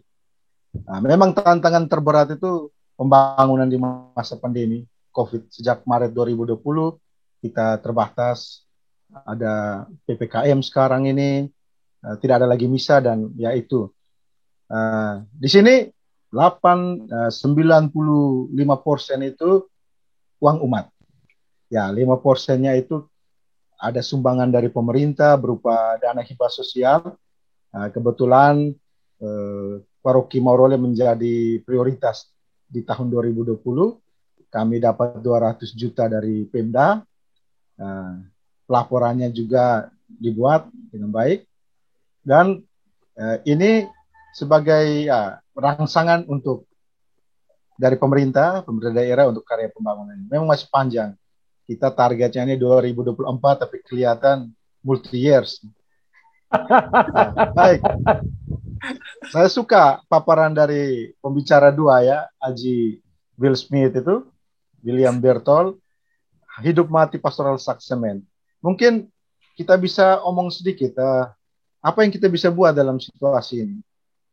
Kami sudah coba buat jual beras dari umat kita jual, ya ada sedikit pemasukan untuk beli ya 1-2 sak semen. Tapi apakah pemikiran-pemikiran misalnya misa online dan kolekte itu bisa dibuat sebagai suatu bentuk solidaritas? Jadi kita buat misa online untuk paroki ini, lalu umatnya di situ atau siapa saja yang berkehendak baik bisa menyumbangkan untuk khusus untuk pembangunan dulu, karena di Kuskupan kita ini ada beberapa paroki gencar. Kalau kami di Muara ini di Ndondo itu ada bangun pastoran, di Hangalande itu ada bangun rumah pastoran juga. Menurut Manjus Rosi masih dari black, dinding black, rumah merah dia bilang karena black merah tuh. Lalu dari Rati Suba, Kak Ivan juga sementara bergerak, Vela Mosa, Romo Clemens, juga di Langa tadi sudah dijelaskan dengan baik oleh Romo Joyce, dan juga beberapa tempat lainnya. Mungkin kita punya forum walaupun kecil, tapi kiranya bisa membuahkan pikiran-pikiran positif. Kemarin ada inisiatif bagus dari teman-teman alumni Seminari Matuloko di Jakarta. Mereka buat kolekte mingguan. Jadi ini inisiatif dari beberapa pengurus karena kita bersahabat baik komunikasi. Itu pun mereka minta saya, Romo, kalau bisa buat misa online supaya kami bisa menyumbangkannya dengan intensi khusus. Romo bisa misa dari Maurole, kami bisa menyumbangkan dari sini. Saya bilang ya, ini ide menarik, tapi saya harus memberi ya laporan supaya sepengetahuannya dari paling kurang Romo Fiket mengetahui hal ini. Dan itu hal-hal yang bisa kita buat. Selain memang solidaritas kita harus diperkuat di tengah krisis. Kita ini menjaga api, kita ini menjaga semangat itu tetap menyala, walaupun kita tahu bersama masyarakat kita sedang menjerit, ada banyak kekurangan. Itu saja tambahan dari saya. Sebentar baru tentang Muspas ini, tapi 3 pembicara luar biasa. Terima kasih. Terima kasih menjaga api untuk tetap bernyala. Selain api pendidikan, juga api pembangunan. Nah, itu alternatif jual beras dan lain sebagainya. Bisa online juga. Saya pikir ini hal-hal yang bisa keluar dari Sloki Muara, ruang diskusi virtual. Sifat-sifat virtual ini menjadi tawaran menarik untuk pemasaran dan ya pengembangan dana untuk saat ini. Saya kira itu juga tawaran yang baik. Nah, untuk hal ini mungkin ada tanggapan atau 1-2 masukan dari RD Gusti yang bagian pundi-pundi dan kehidupan. Silakan. Ya, smart ekonomi itu kok. Ya, ini penting. Pertama, saya beri apresiasi kepada ketiga pemateri kita hari ini, luar biasa. RD Aris sangat mendalam refleksinya di Padang Marunggela selama 9 tahun. Semakin mendalam refleksinya. Ada banyak istilah-istilah segar dari RD Aris, dan saya merasa begini. Saya teringat lagi bahwa TPAPT itu pertama kali terbentuk dan dilaksanakan akhirnya sampai sekarang ini di Kuskupan Agung Ende itu mulai dari wilayah Riung. Dimulai oleh para pastor Polandia. Ini ide sekar. Sehingga Muspas itu bisa dijalankan di TPAPT masing-masing. Kemudian seperti yang disampaikan oleh Aris tadi, dikumpulkan ke VKPAN kodok lagi dan diteruskan kepada keuskupan sehingga membentuk satu hasil muspas bersama. Kita tidak bisa lagi mengumpulkan banyak orang seperti tahun-tahun sebelumnya atau muspas sebelumnya. Nah, sehingga kita menjalankan muspas itu di TPAPT masing-masing. Dan ini ide brilian dan ini pasti dapat ide segar ini karena Wangka Riung Sariwu, Wangka Saeja, Marunggela Riung Sariwu, Marunggela Saeja. Ini luar biasa. Kita sesloki. Ya. Kita sesloki. Mulai baru akan menyempurnakan kalimat yang kedua, anak-anak proki. Di masa-masa pandemi ini ada beberapa paroki yang berjuang dalam pembangunan paroki. Baik itu pembangunan rohani pada umumnya, dan ada juga secara khusus pembangunan jasmani dengan pembangunan gedung gereja.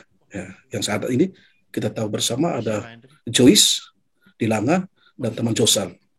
Ide saya begini, kita ini Sloki ini banyak kreativitas, ada banyak talenta. Kita punya ruang Zoom, kita bisa kumpul di puspas atau di satu tempat.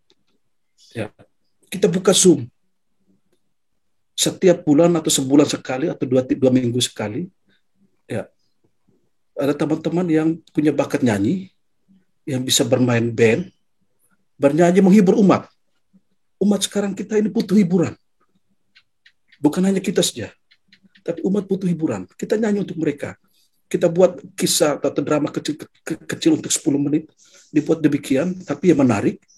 Nah, kemudian ketika sudah banyak orang meminati ruang Zoom kita bisa tawarkan misalnya ini. Kami ada pembangunan loh di ini Morole. Ya, yang mau sumbang ini link, ini rekening pembangunannya. Ya biar sedikit. Ini nomor rekening pembangunan paroki di Langa seperti itu. Tetapi kita buat terus berkontinu. Entah itu setiap minggu teman-teman turun, ya persiapan secara baik, kemudian satu jam cukup menghibur umat dengan link yang ada ini. Kekuatan sekarang ini kekuatan di Komsos. View-nya sudah belasan juta. Benar kan? Ya. Hari Minggu sore hibur umat. Selain kita misar, tetapi juga kita hibur umat. Ide Josal dengan ide kreatifnya, Angki dengan suaranya yang merdu, teman-teman lain bisa main gitar, tambah dengan KFKSB itu, demen, hibur umat. Dan itu menjadi ketertarikan dari kita Kuskupan Agung Ende. Nah, dan ketika kita terus seperti itu, ya kita minta gampang. Ya. Untuk paroki ini kami butuh untuk ini pembangunan ini. Rekeningnya ini. Ya, seberapa saja mereka beri, itu mereka beri dengan tulus hati. Oke, itu ide saya. Dan yang ketiga untuk seminari memang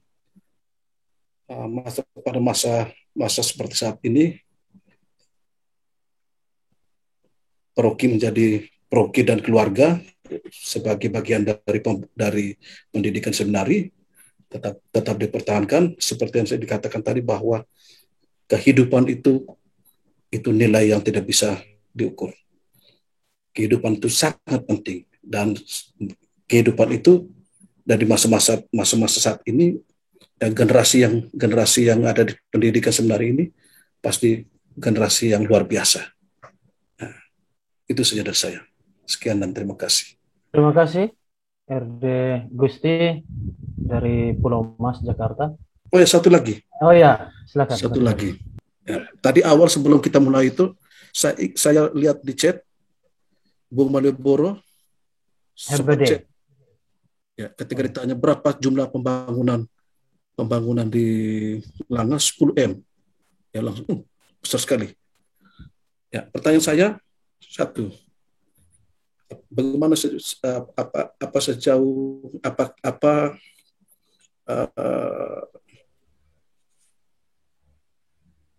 apa peran dari Komisi Pembangunan Kuskup Pendabung Ende selama masa-masa Anda untuk membangun paroki Anda secara visi pembangunan gereja itu. Oke, itu saja. Terima kasih. Oke, baik. Sebelum ke RD Joyce, saya kira ini hal menarik yang disampaikan oleh RD Gusti. Antara imun dan iman itu berjalan bersama, dan saya kira ini sesuai dengan tema vaksin pastoral kita. Imun diberikan untuk kehidupan, dan iman itu juga diberikan untuk kehidupan umat, juga untuk hiburan. Dan ide menariknya tadi itu adalah menghibur umat dengan konser virtual. Ya, kita bisa bagi suara juga di sini, saya kira. Baik, selamat malam semua KKN teman-teman. Selamat. Minta maaf aku baru bisa gabung nih, kami baru selesai pertemuan juga. Sebenarnya masih pertemuan tapi saya curi-curi waktu sedikit. Jadi minta maaf agak berisik ya. Tidak apa-apa ya. Silakan. Kayak Tino. Berisik masih ada diskusi lah. Kayak Tino terlalu ribut. Ya. Gitu. Ini begini, saya tidak ikuti diskusi dari awal, pembicaraan dari awal ya, karena saya baru join teman. Saya tidak bisa banyak komentar. Kebetulan tadi Romorino sempat tanya ke saya bagaimana kok tentang itu Muspas. Saya bisa bilang begini. Sejak awal memang waktu perencanaan itu Muspas itu, kami dalam pembicaraan ke dalam sebagai staf, juga kemudian bersama-sama dengan panitia SC, kita mempertimbangkan berbagai situasi. Memang ada 3 alternatif yang kita ambil, yang mau kita pilih. Yaitu yang pertama, Muspas seperti biasa, seperti yang dulu itu, berkumpul di tempat yang sudah ditentukan di Bajawa. Nah, ini memang menjadi pilihan pertama. Karena bagaimanapun juga kan, Muspas ini bukan hanya soal kita membuat perencanaan strategis, tapi perjumpaan, persaudaraan selama proses itu kan, itu juga menjadi bagian yang menjadi kekayaan. Nah, tapi karena situasi, alternatif pertama ini rupanya memang akhirnya tidak bisa kita pilih. Bahkan saya yakin untuk sampai ini waktu-waktu ke depan juga pasti akan sulit, kecuali Muspas periode berikutnya. Nah, juga ada alternatif yang kedua, itu seperti yang tadi saya sempat dengar Romo Aris sampaikan tadi. Muspas secara bertahap, baik dari tingkat TPAPT atau langsung ke tingkat kevikepan secara offline. Ada pilihan lain, alternatif ketiga, yaitu Muspas secara virtual. Nah, entah itu nanti buat para utusan paroki itu berkumpul di paroki masing-masing, atau langsung ke tingkat TPAPT, atau bahkan Muspas virtualnya di tingkat kevikepan.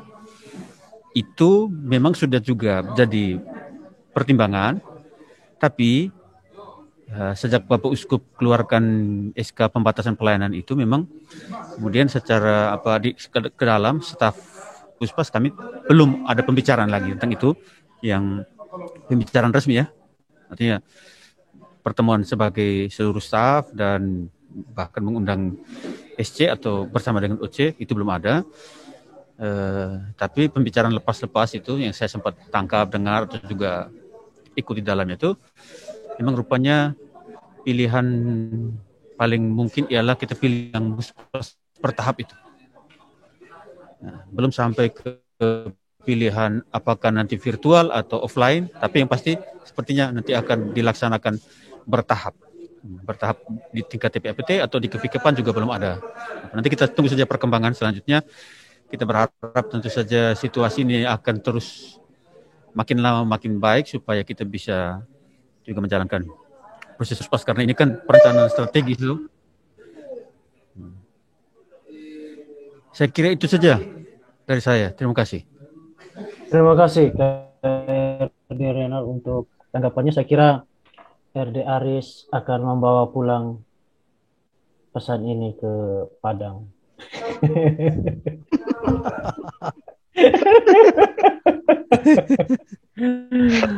Oke, saya kira 1-2 hal yang menjadi poin penting yang dibicarakan kita tadi itu tentang menjaga api pendidikan dalam situasi apapun, kita tetap berjuang bersama. Kami yang dari jauh mendukung dengan doa. Bagaimana RT Tinyo? Saya yakin itu doa melayang. Juga untuk KKRD Will Smith dan KKRD Aries, terima kasih. Itu luar biasa sekali.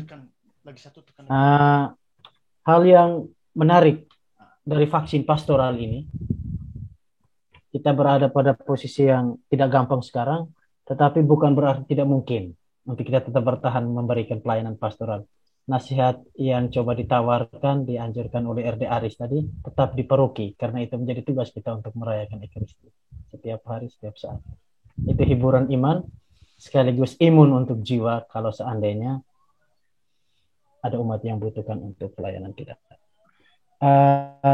Saya pikir itu saja hal-hal yang mungkin baik untuk saya sampaikan. Penekanan terakhir. Terima kasih untuk ketiga pemateri,